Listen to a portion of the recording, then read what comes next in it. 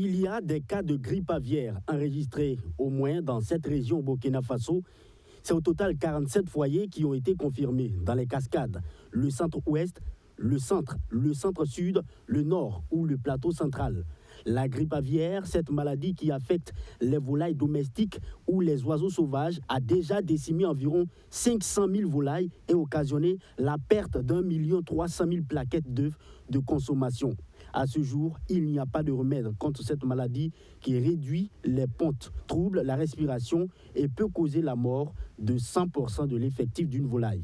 Je confirme, il n'y a pas de médicaments pour traiter ce virus-là.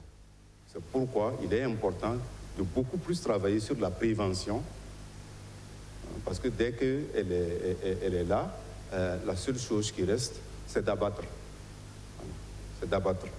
Si l'animal est mort, il est fortement déconseillé pour l'homme de le manipuler sans mesure préventive comme porter des gants ou un cache-nez au risque de contracter ou inhaler des batteries qui vont ainsi créer des grippes ou des soucis respiratoires chez l'enfant. Dans tous les cas, il faut respecter les mesures préventives qui suivent. Déjà, si vous avez une bête qui est malade, ce n'est pas la peine déjà de penser que vous allez l'amener au marché, ce n'est pas la peine de penser que vous pouvez manger, il n'y a rien. C'est pourquoi d'ailleurs, même quand l'animal est sain, nous disons, avant de consommer, il faut vraiment très bien traiter l'animal. Il faut éviter de manipuler l'animal. Il faut bien cuire l'animal avant de la consommer. Le gouvernement, déployant ses bactéries de riposte, n'oublie pas la Covid-19 avec le variant Omicron qui continue d'affecter plusieurs personnes. À la date du 12 janvier, on enregistre 339 décès et 20 047 cas confirmés cumulés de Covid-19 et 18 355 personnes guéries au cours de la même période. La campagne de vaccination se poursuit pour atteindre les 70% de vaccinés d'ici décembre 2022. C'est une question multisectorielle, multidisciplinaire.